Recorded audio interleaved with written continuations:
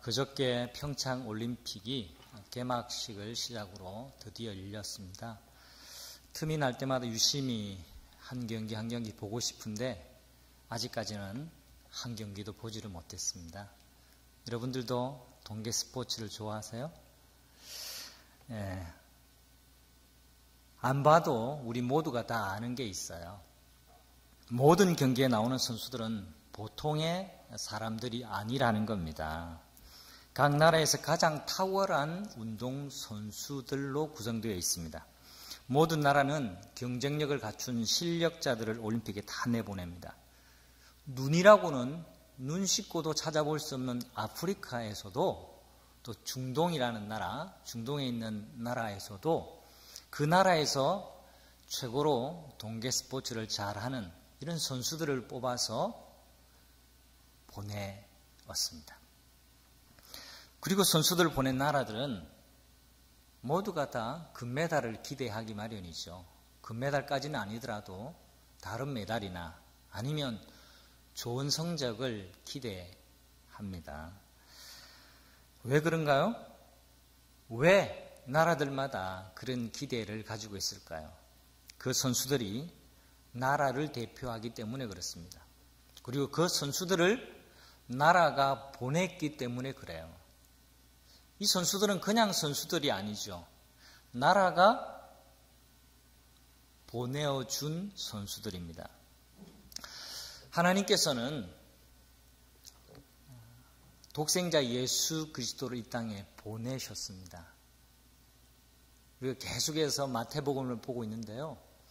이 땅에 보내신 참된 왕 예수 그리스도를 소개하는 책이 바로 마태복음이에요. 여러분 마태복음 펼쳐서 제일 먼저 만나게 되는 왕의 이야기가 무엇이죠? 별의 인도를 따라서 낮고 천한 가문, 이름 없는 젊은 부부 사이에 성령으로 잉태되어진 아기의 모습으로 이 땅에 오신 예수님을 우리에게 소개해 주고 있습니다.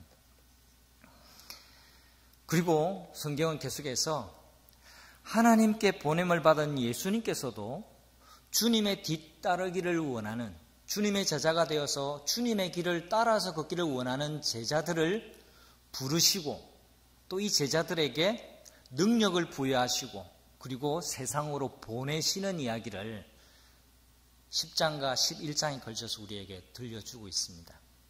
10장 초반에 보시면 부르시고 능력을 부여하시고 보내신다, 이 세 단어가 굉장히 강조가 되어 있습니다.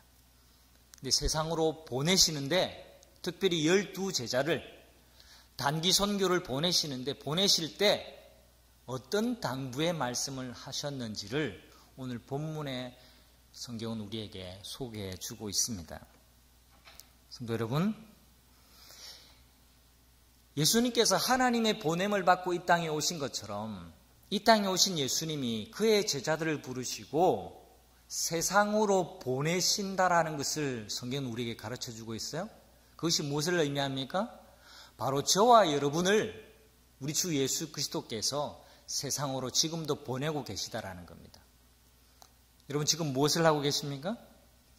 뜨끔하는 분이 몇 분 계시는데 지금 무엇을 하고 있죠? 우리 모두가 다 예배하고 있어요.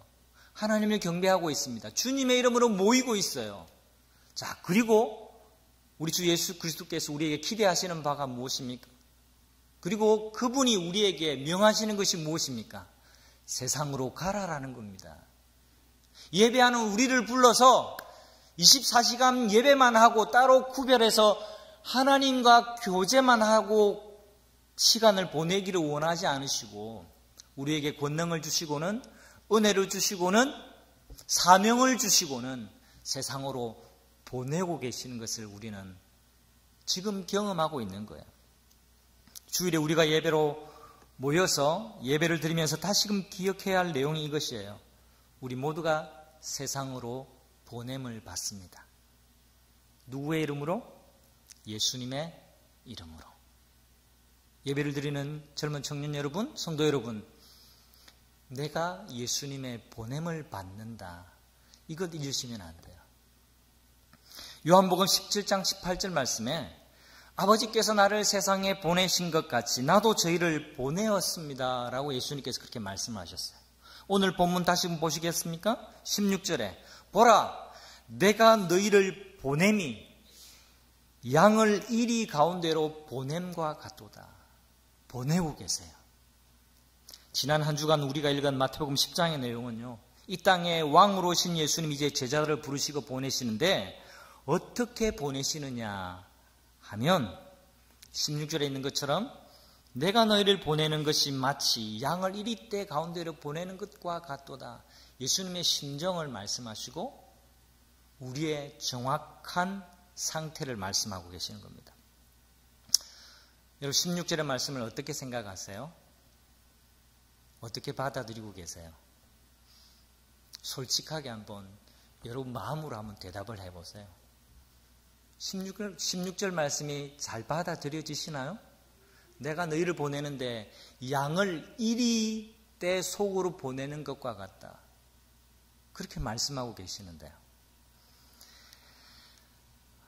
참 이상한 말씀이 아닐 수가 없어요. 정말 파격적이에요. 역설입니다. 상식에 맞지 않는 말씀이에요.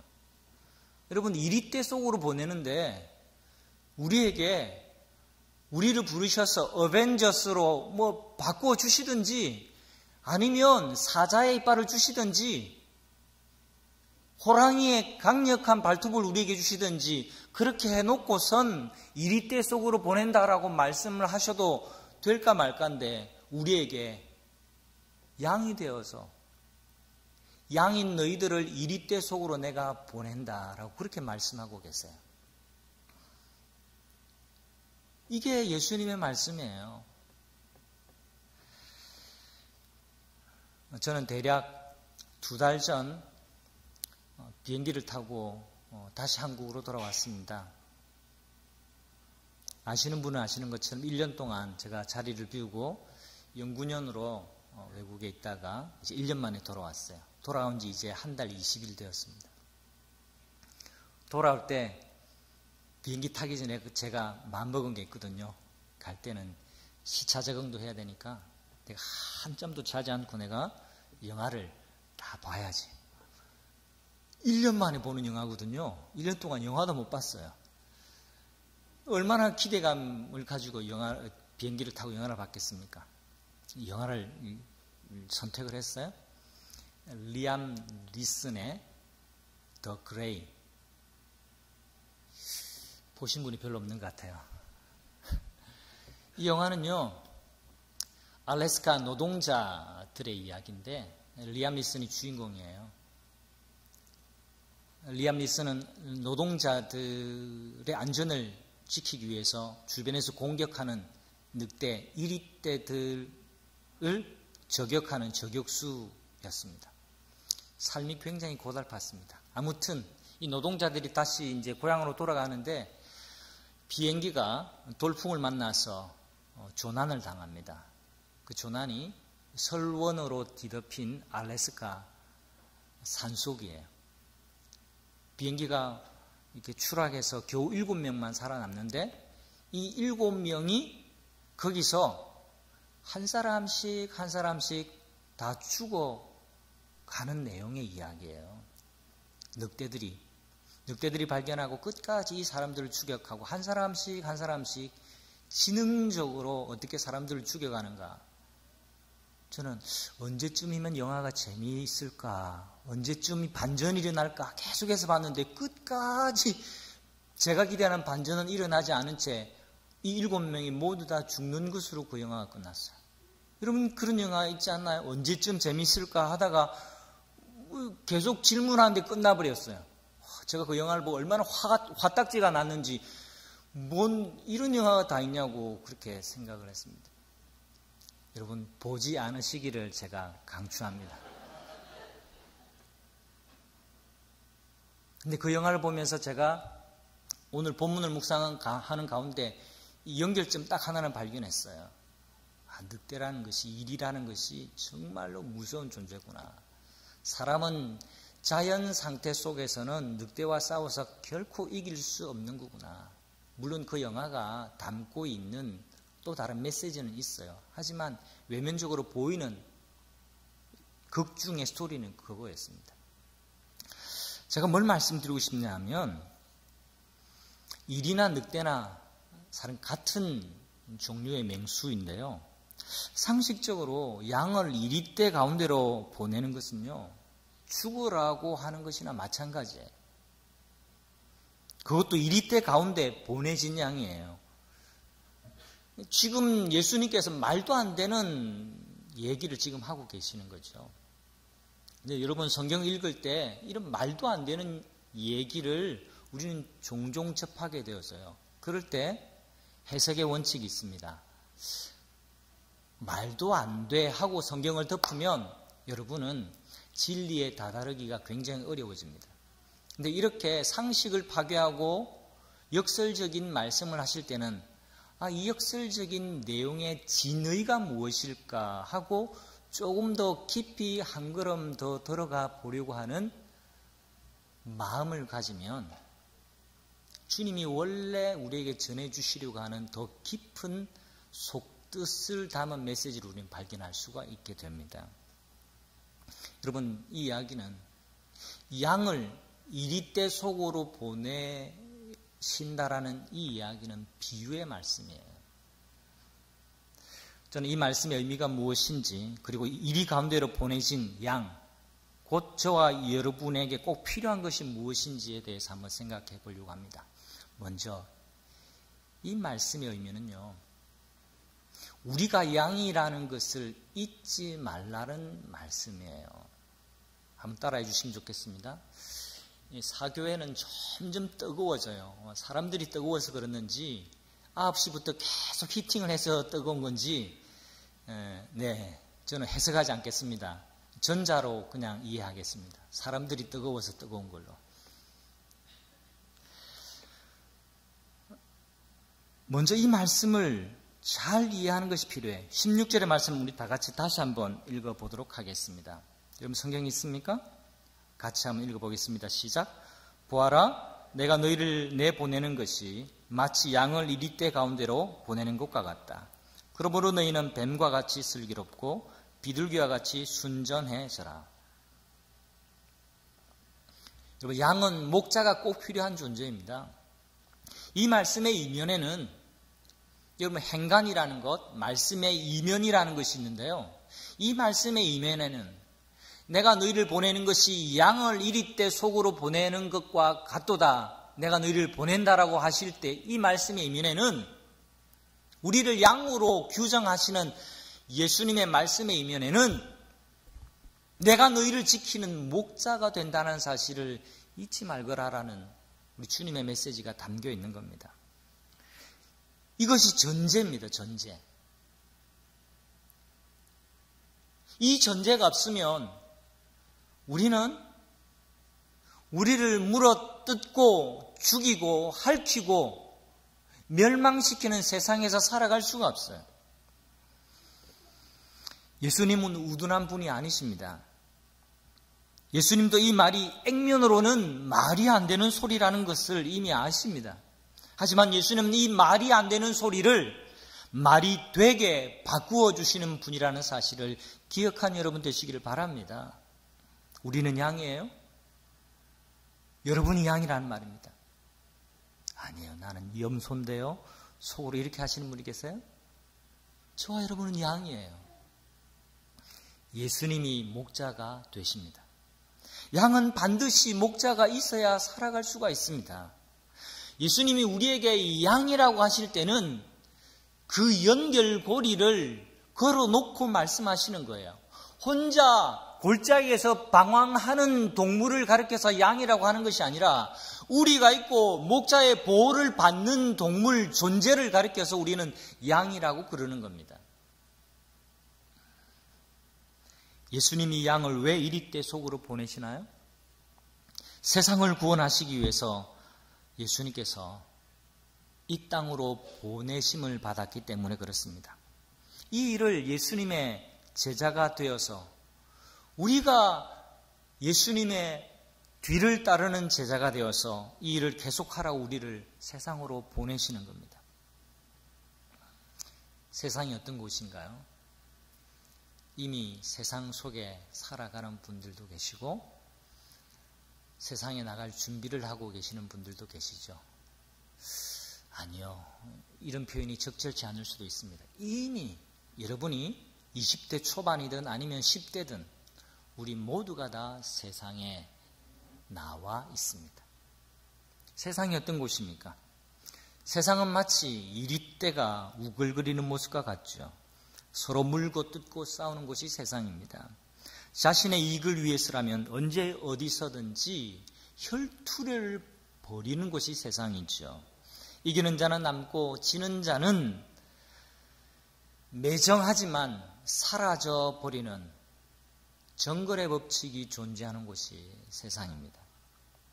내가 최고고 내가 제일 중요하다라는 무한 이기주의, 자기 숭배가 팽배한 곳이 세상이에요.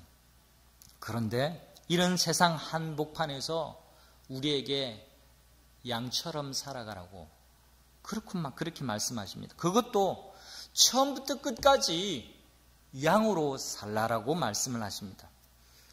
이걸 한번 상상해 보세요. 양이 이리떼 속으로 갔는데 양이 이리떼를 만나면 이리의 이빨이 드러나고 또 호랑이를 만나면 호랑이로 변하고 사자를 만났을 때 사자로 변한다면 그건 양이 아니에요. 양은 언제나 양이어야만 합니다.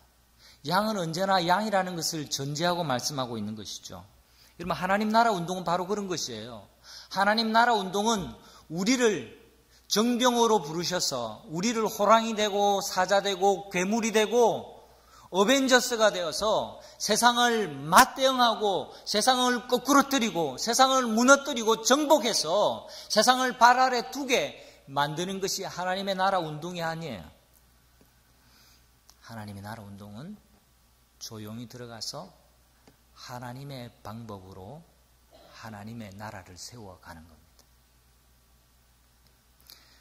초대교회는 이것을 알았습니다. 여러분, 하나님의 나라가 어떻게 이 땅 위에 세워지고 어떻게 확장되어 가는 그 모델을 우리는 사도행전을 통해서 알 수가 있어요. 초대교회는 그것을 알았습니다. 하나님의 나라가 어떻게 세워지는 것인지를 바르게 이해했습니다. 그래서 베드로는 이렇게 말했죠. 은과 금은 내게 없거니와 내게 있는 것으로 내게 주노니 나사렛 예수 그리스도의 이름으로 일어나 걸으라. 안진뱅이에게 그렇게 선포하고 하나님의 나라를 선포했습니다. 근데 세월이 지나서 이 세월이 지나기 전에 초대교회에는 바로 그 그리스도인들 속에는 예수 그리스도가 있었습니다. 근데 세월이 지나 박해는 그치고 기독교가 로마 기독교로 공인되고 난 다음에 313년 밀라노 칙령 콘스탄틴 대제가 기독교를 드디어 공식 종교로 로마의 공인 종교로 인정하고 난 뒤 교회가 변하기 시작했습니다. 변질되기 시작했습니다.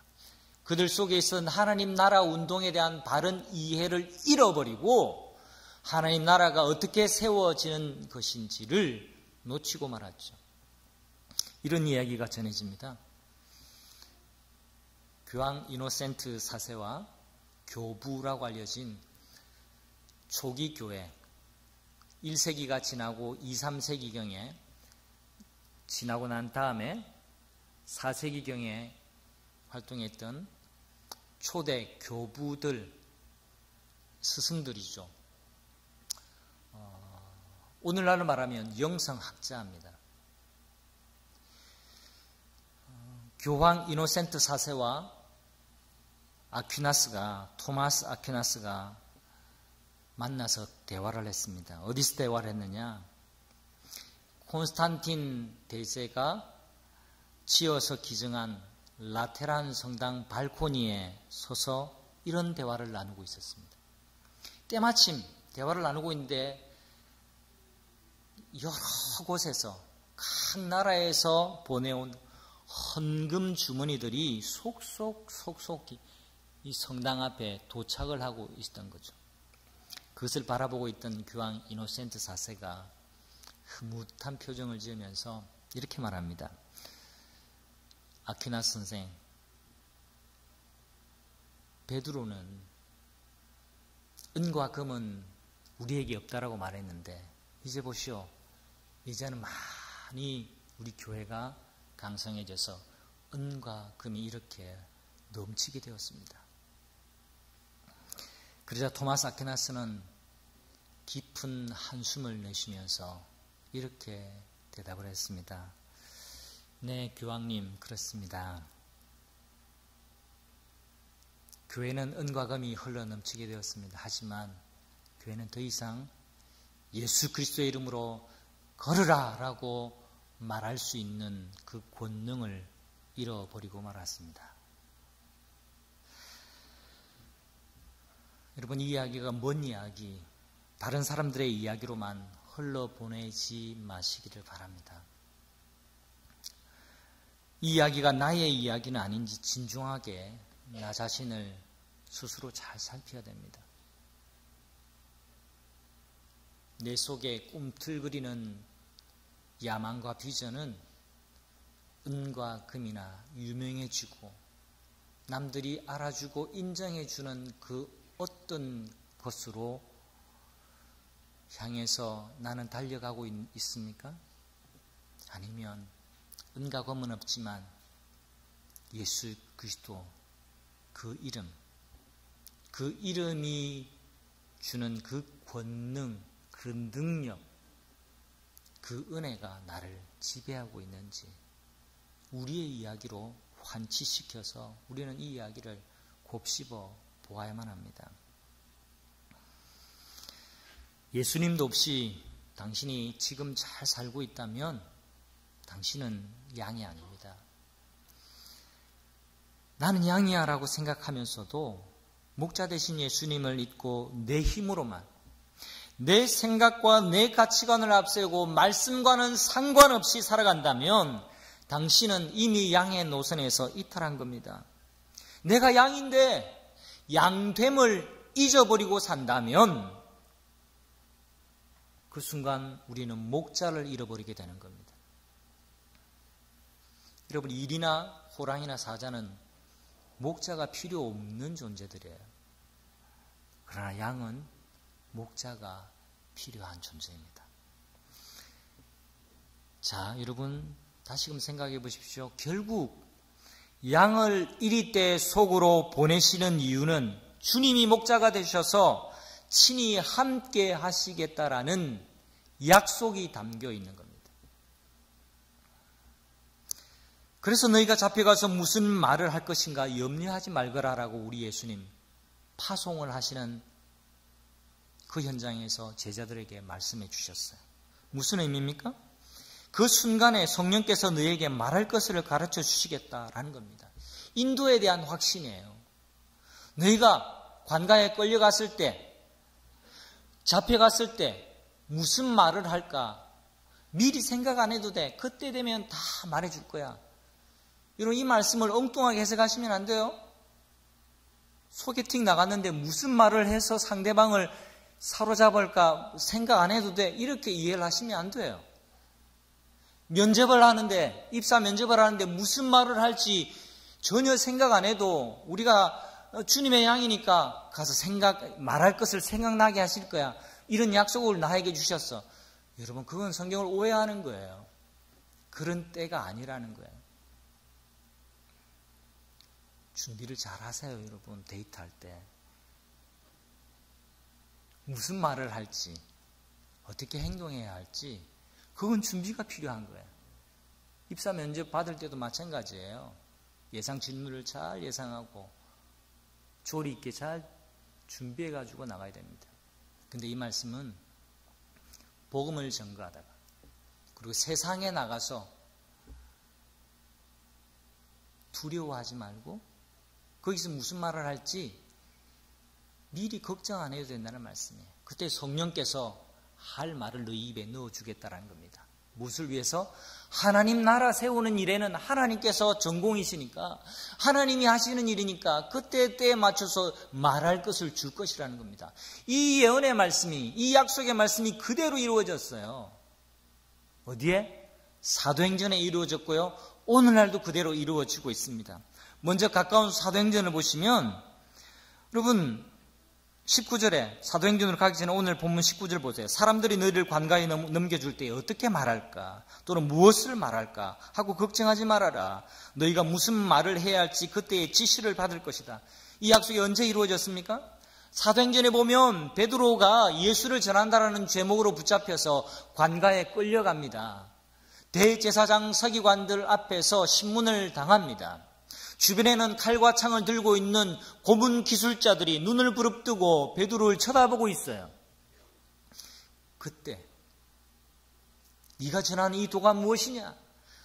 네가 계속해서 전할래? 라고 휴협하고 협박할 때 베드로는 그 앞에서 기탄 없이 두려움 없이 주저함 없이 머뭇거림 없이 담대하게 그들 앞에서 예수가 어떤 분이신지를 변호합니다. 그리고 자기가 왜 이 복음을 전하지 않으면 안 되는지, 이 도가 이단이 아니라 참된 복음이라는 사실을 그 관가에 있는 많은 사람들 앞에서 담대하게 전합니다. 그들의 반응이 놀랍습니다. 저는 본래 학문 없는 범인인 줄 알았는데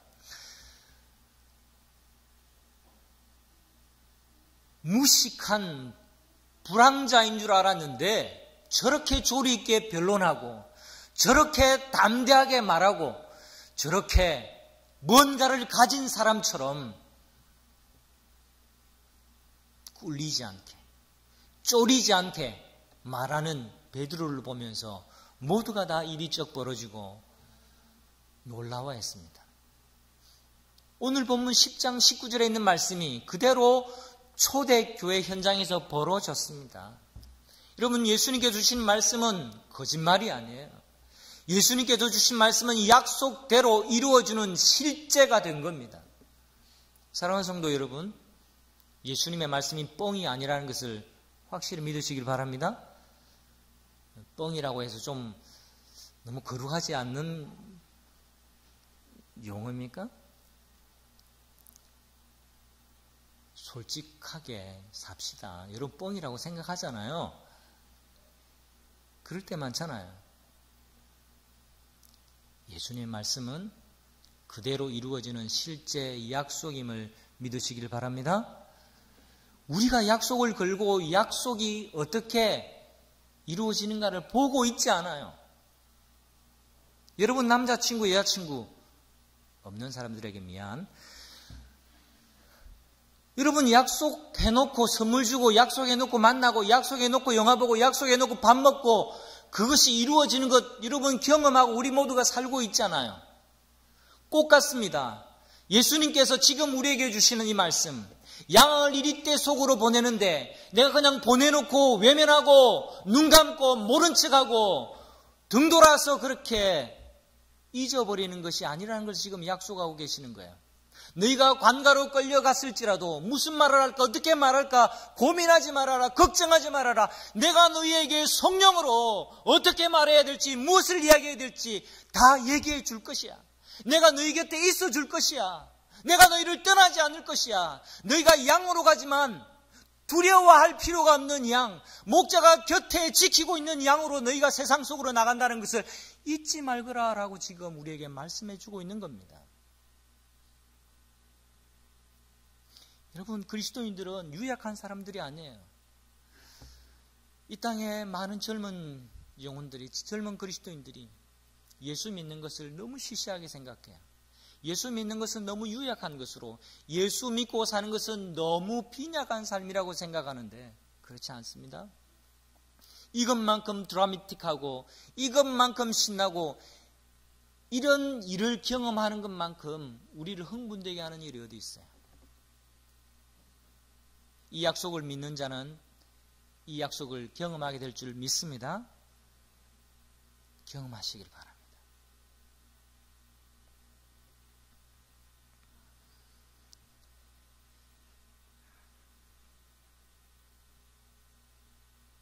사실 우리가 사는 세상 현실은요, 없는 것들, 약한 것들을 사정없이 밀어냅니다. 없는 것들하고는 친해지려고 하지도 않아요. 얕보고 깔봅니다. 그게 세상이에요. 그러다 보니까 그리스도인들도 어떻게든 살아남으려고, 이 세상에서 살아남으려고, 세상에서 살아남으려면 더 강해져야 한다라는 강박을 따라가고 또 그런 유혹을 받으면서 살아가고 있습니다. 더 강해져야 하니까 내가 돈을 끌어모아야 되고, 더 강해져야 하니까 남들 못지않게 내가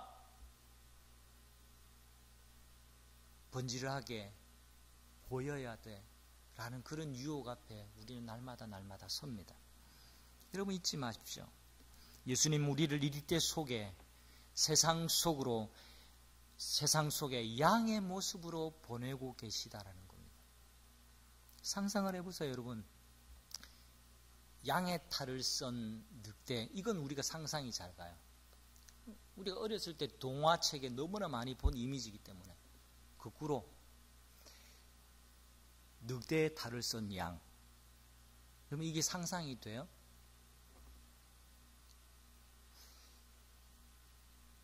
예수님 우리가 세상 속으로 나갈 때 이 이리떼들이 물어뜯지 않도록 자기를 보호하라고 이리들이 나를 인식하지 못하게, 나는 양이야, 그런데 나는 이리의 탈을 써야지 하고 그렇게 살기 원치 않으신다라는 겁니다. 예배 드리고 난 다음에 다시금 세상 속으로 들어가서 똑같은 삶의 방식으로 그들과 똑같은 가치관과 자기 숭배, 무한 이기주의, 물어뜯는 경쟁의식, 어떻게든 누르고 밟아서 더 오르려고 하는 세상적인 노력, 그것 붙들고 살지 않기를 우리 주님 원하고 계십니다. 왜 예수님은 이리떼 속에 보내실 때에 사자의 모습으로 보내시지 않고 양의 모습으로 우리를 보내시는가요? 우리가 사자로 변하고 호랑이로 변하는 것이 세상을 변화시키는 방식이 아니기 때문에 그렇습니다. 어린 양 예수님을 따르는 양의 군대가 세상을 대하는 방식은 달라요. 세상을 변화시키는 싸움의 방식은 이리의 방식이 아니라 양의 방식입니다. 예수님이 그렇게 사셨습니다. 예수님이 세상을 이기고 예수님이 죽음을 깨뜨리신 방법은 이리의 방법이 아닙니다. 양의 방법이었습니다. 어린 양이 되셔서 묵묵히 잠잠히 죽임을 당하시고 죽음을 맛보셨습니다. 그리고는 하나님이 다시 그를 일으켜 세우심으로, 부활하심으로 죽음의 권세를 깨뜨리시고 세상을 이기는 승리자가 되셨습니다. 우리가 믿는 예수님이 바로 어린 양이셨어요. 그러므로 우리가 세상을 이기는 방식, 세상 속에서 살아가는 방식은 어린 양의 방식이어야만 합니다. 손해볼 것 같은데요? 아닙니다. 손해보는 것이 아닙니다. 그것이 진정으로 이기는 길입니다. 그럼 양에게 필요한 것이 무엇일까요? 예수님께서 양에게 대책 없이 이리떼 속으로 보내시지 않으셨습니다. 우리에게 두 가지를 갖출 것을, 그리고 이 두 가지를 갖추도록 지원하실 것을 약속하셨어요. 그것이 무엇입니까? 뱀같이 지혜롭고 비둘기처럼 순결하라고 우리에게 지침을 주셨어요.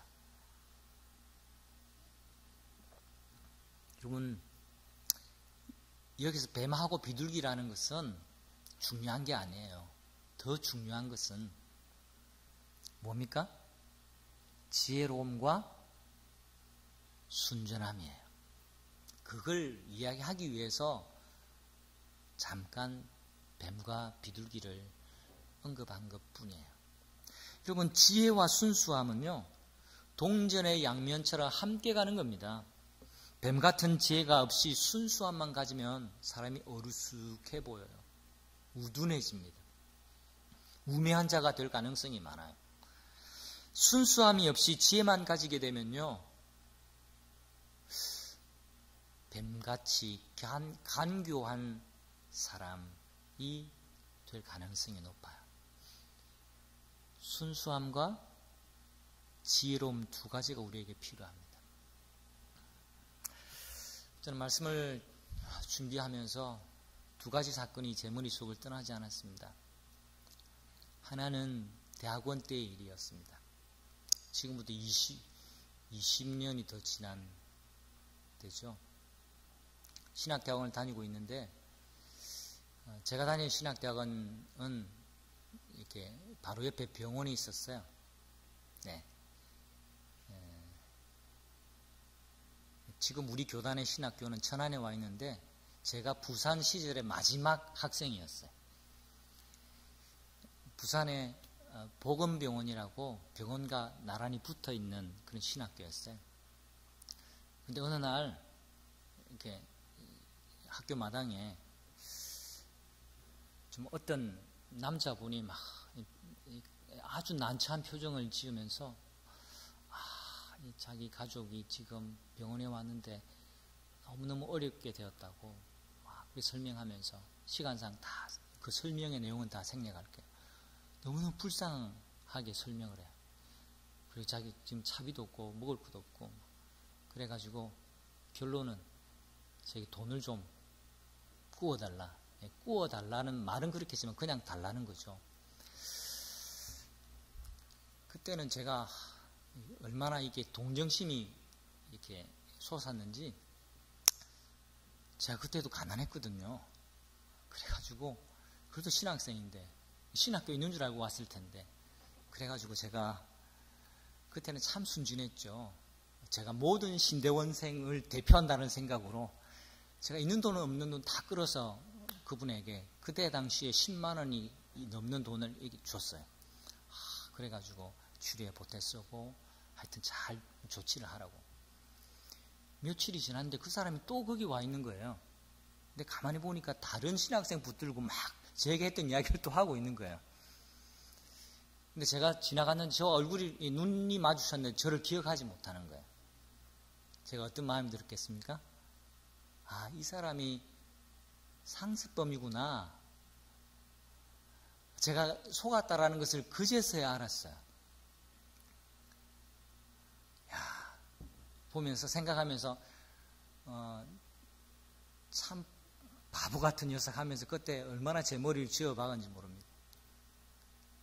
제가 그 사건을 겪으면서 그냥 제가 돈을 그냥 주었다 잃어버렸다라는 그것이 아까운 게 아니고 속았다라는 그 배신감 때문에 너무 힘들었어요.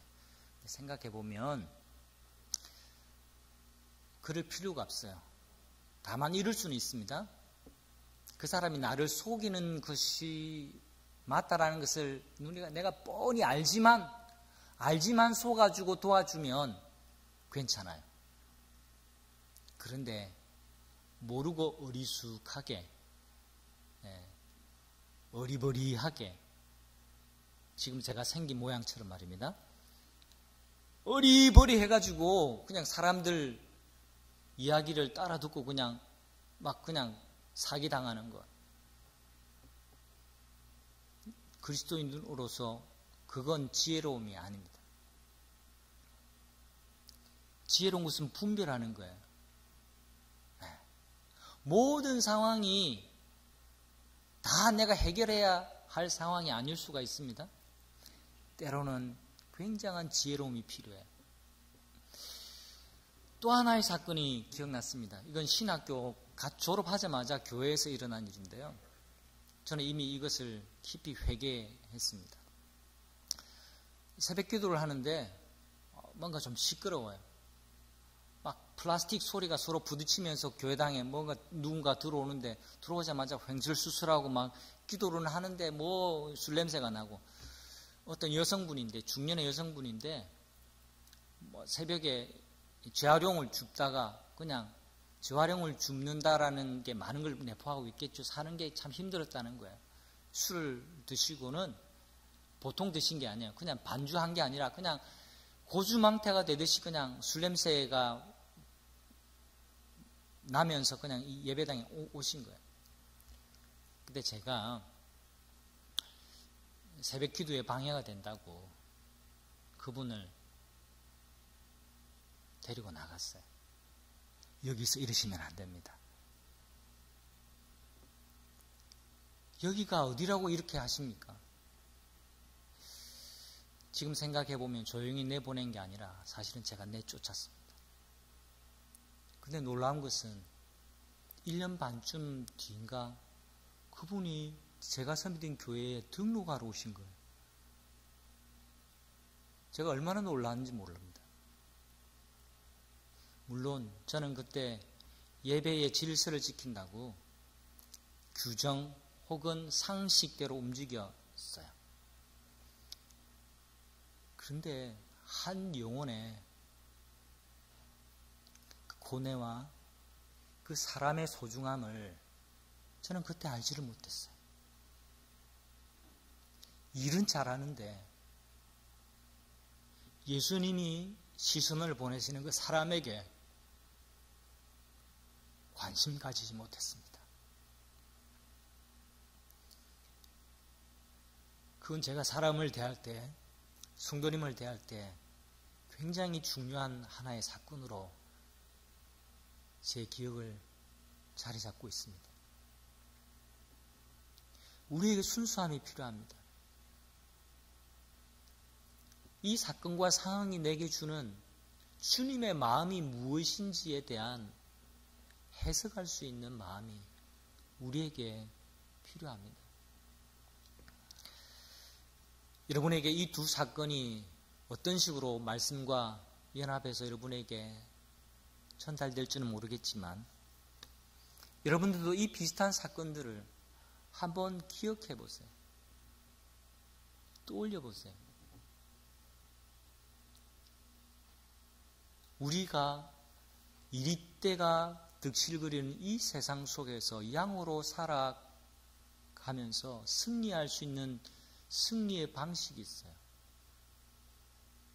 그것은 뱀같이 지혜로움과 비둘기같이 순전함입니다. 지혜로움과 순전함 두 가지의 균형을 유지하는 것이 정말 중요합니다. 우리가 악한 세상에서 살기 위해서, 아니 이리때가 있는 곳에서 양의 군대로 살아가기 위해서는요, 비둘기같이 지혜롭고 뱀처럼, 아니 비둘기같이 순전하고 뱀처럼 지혜로워야만 합니다.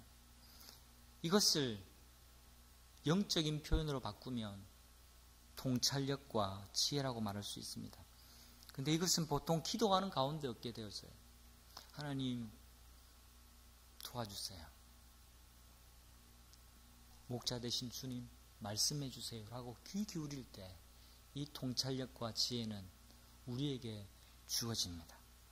19절 말씀처럼, 여러분 19절 말씀 한번 보실까요? 다시 한번 기억하십시오. 걱정하지 말아라. 너희가 무슨 말을 해야 할지 그때의 지시를 받을 것이다. 제가 제 경험을 이야기한 두 사건 아니더라도 여러분이 이 한 주간 맞이하게 될 모든 상황과 사건 속에서 걱정하지 말아라. 내가 너에게 무슨 말을 해야 할지 너에게 생각나게 하실 것이다. 누가 생각나게 하세요? 우리 속에 계신 그분이. 우리는 주시는 생각 따라 순종하는 사람들이에요. 순종하기를 결정하는 사람들에게는 이 이리때 속에서 양으로 승리할 수 있는 은혜와 능력을 주시겠다라고 우리에게 말씀해 주고 있는 겁니다. 로마서 12장 19절은요, 악에게 지지 말고 선으로 악을 이기라 우리에게 말씀해 주고 있어요. 여러분, 이것이 악을 이기는 하나님의 방식입니다.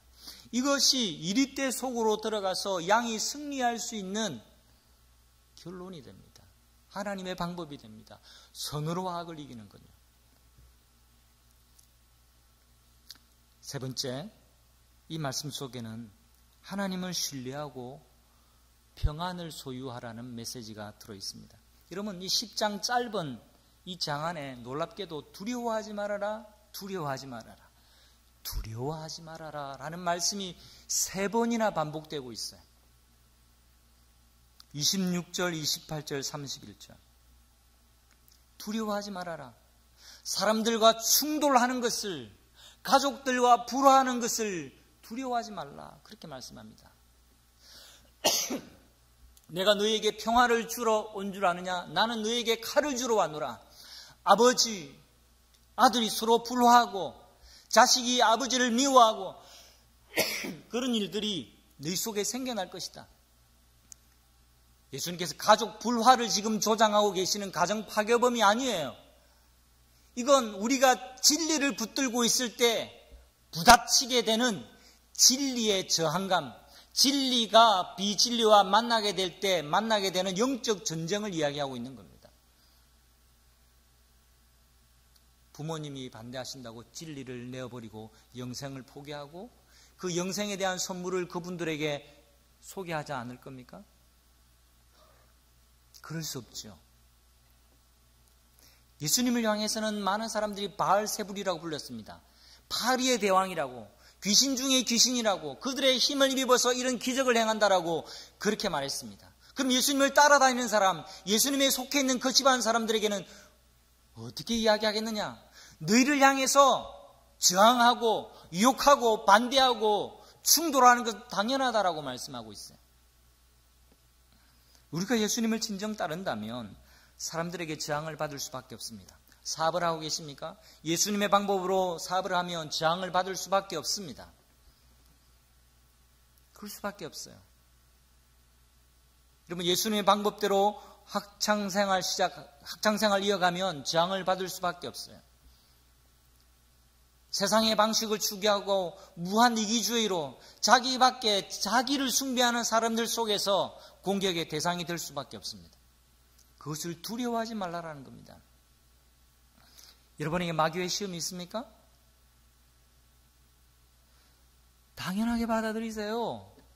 마귀의 시험이 있는 게 다행이에요. 마귀가 시험하지 않는 사람은 마귀가 어깨동무하고 가고 있는 사람인지도 몰라요. 적대적 세력이 아니기 때문에. 내 마귀와 마주하고 말씀의 원리를 붙잡고 사는 사람에게는 마귀의 시험이 있을 수밖에 없습니다. 두 가지 이야기를 덧붙여 하고 싶습니다. 우리 교회에 S대 출신의 의사분이 있어요. 연세는 좀 있으신데요. 그분의 간증입니다. 결혼할 때 이분은 교회를 다니지 않았습니다. 그런데 사귀는 아가씨가 신실한 아가씨였습니다. 어떻게 결혼을 했어요? 집이 시골인데 결혼식을 마치고 내려갔습니다. 내려가면 살아있는 부모님에게도 절하지만 죽은 조상들에게도 절하게 되어 있어요. 우리 세대 아닌 저보다 조금 더 선배니까. 그런데 이 새 신부가 말입니다. 절을 못하겠대요. 그리고 앞으로 제사도 못 지내겠대요. 집안이 발칵 뒤집어졌습니다. 우리 아들이 어떤 아들인데 S대 출신의 의사인데 이 집에 시집에 와가지고 뭐가 어째? 얼마나 발칵 뒤집어졌겠어요. 한바탕 소동이 일어났습니다. 포기하지 않았습니다. 저항했습니다. 근데 그 이후에 모든 집안의 대소사 다 돌봤습니다. 시동생들의 기념일, 시동생들이 뭐 한다면 돈 아까워하지 않고 크게 막 지원하고 그러면서 이 신부, 며느리의 진심을 알고 또 간간히 전하는 복음을 받아들여서 다 복음으로 돌아왔습니다. 저는 예수님 믿은 우리 가문의 1세대입니다. 남자로서는 저희 가문에 제가 1호 그리스도인입니다. 저도 신앙생활할 청소년 때에 성경을 아끼고 제 성경이 불태워 지는 줄 알았어요. 불태운다고 가져갔거든요. 그런데 불태워지 않았더라고요. 저희 집에 신주단지가 있었습니다. 신주단지가 뭔지도 모르는 우리 젊은이들도 있으시겠죠? 집안에 무당집에 가면 있는 그런 거 있잖아요. 저도 예수 안 믿을 어릴 적에는 거기에 막 하루에 번 돈 올려놓고 과일 올려놓고 뭐 그런 적도 있어요. 근데 예수 믿고 제가 거듭나고 나니까 도무지 이게 받아들이지 않아요. 그래서 제가 그때는 조금 더 큰 시로, 저는 면 단위에 살았거든요. 시로 공부를 하러 나갔어요. 일주일에 한 번씩 오는데 제가 장문의 편지를 어머님께 적어놓고 그 단지를 몰래 가져다가, 그때는 쓰레기장이 다 동네마다 있었어요. 쓰레기 소각하고 쓰레기 갖다 붓고 하는데 거기서 겁이 나서 열심히 기도하고 막 신춘단지를 깼어요. 저는 깰 때 뭐 괴기 영화를 본 기억이 있어가지고 이게 펑 하고 터지고 그 안에서 뭐 뱀이 나올 것 같은 그런 겁도 나기도 했는데, 어린 심정에. 저희 집에 우상이 사라졌습니다.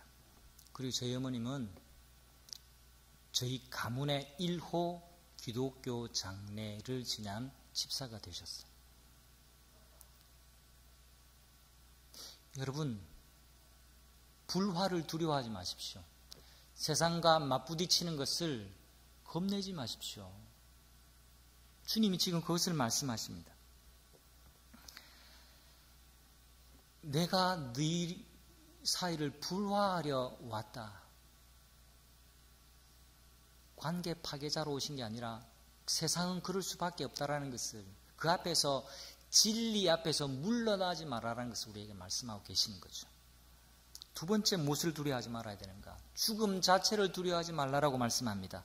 기껏해야 죽이는 것밖에 하지 못하는 사람들을 무서워 말고 영혼과 몸을 다 지옥에 던져 넣으실 수 있는 진짜 두려운 분을 두려워하라, 그렇게 말씀합니다. 여러분, 죽음을 각오한 사람은 세상에 두려운 거 없어요. 조직폭력배에 누가 두목이 되는지 아십니까? 혹시 여기 계신 분 가운데 거기에 한번 몸을 담갔던 분이 계세요? 누가 조직폭력배에 두목이 되는가? 덩치 좋고 마동석 같은 그런 사람이 두목이 되는 게 아니에요. 진짜 두목이 되는 사람은요, 죽음을 두려워하지 않는 사람. 보통 보면 말라깽이들이 조직폭력배에 저처럼 이렇게 호리호리한 사람들이, 저도 가능성이 있어요. 이런 사람이 두목을 해요. 그 이유가 뭔가? 죽음을 두려워하지 않거든요. 죽기를 각오하고 제 몸 던지고 달려드니까 아무도 못 이겨요. 그런 사람이 두목이 됩니다. 하나님을 두려운 분으로 살아가면요, 진짜 두려운 것이 무엇인지 깨달은 사람은 그 외의 것들은 두려울 수가 없어요. 그런 마음으로 살라라고 말씀하십니다. 불행한 일을 만날 때도 두려워하지 말라라고 말씀하십니다. 재미난 이야기를 예수님 들려주시오. 참새 2마리가 한 양에 팔리지 않느냐. 그러나 그 가운데서 하나라도 너희 아버지께서 허락하시지 않으면 땅에 떨어지지 않을 것이다. 29절에 말씀하고 있습니다. 여러분, 참새가 붙잡혀서 팔리는 것은요, 참새 입장에서 불행이에요. 예수님께서 실없이 지금 참새 이야기를 하시는 게 아닙니다. 조류 관찰자가 아니세요. 참새를 이야기하시는 것은 우리를 이야기하고 계시는 거예요. 참새 이 미물도, 팔리는 것, 땅에 떨어지는 것도 하나님이 간섭하시고 섭리하시는 것이라고 한다면, 하나님의 양인, 하나님의 가장 존귀한 자인 당신에 대해서는 더 주관하시고 섭리하신다라는 반어법이요, 강조법인 겁니다. 여러분을 가만두지 않으신다는 거예요. 여러분을 몰라라 하시지 않는다는 거예요. 여러분이 겪고 있는 작은 불행 하나, 모든 사건, 사고 그 속에서 예수님의 관심과 예수님의 섭리, 주관하고 계시는 하나님의 권능의 손을 발견하라고 말씀하고 계십니다. 우리가 그것을 믿는다고 한다면 내게 다가오는 크고 작은 불행을 내가 두려워하지 않을 겁니다. 왜요? 하나님의 섭리를 믿기 때문에 그래요. 여러분에게 가정적인 어려움이 있습니까? 경제적으로 굉장히 고달픕니까? 모든 것을 주님이 섭리하시고 주관하신다는 것을 믿으시기를 바랍니다. 그리고 그 문제나 염려에 깊이 빠져서 헤매지 말고 주님이 맡기신 사명에 충실해서 가야 할 길을, 양의 길을 가라고 지금 말씀하고 계시는 겁니다. 두려워하지 마십시오.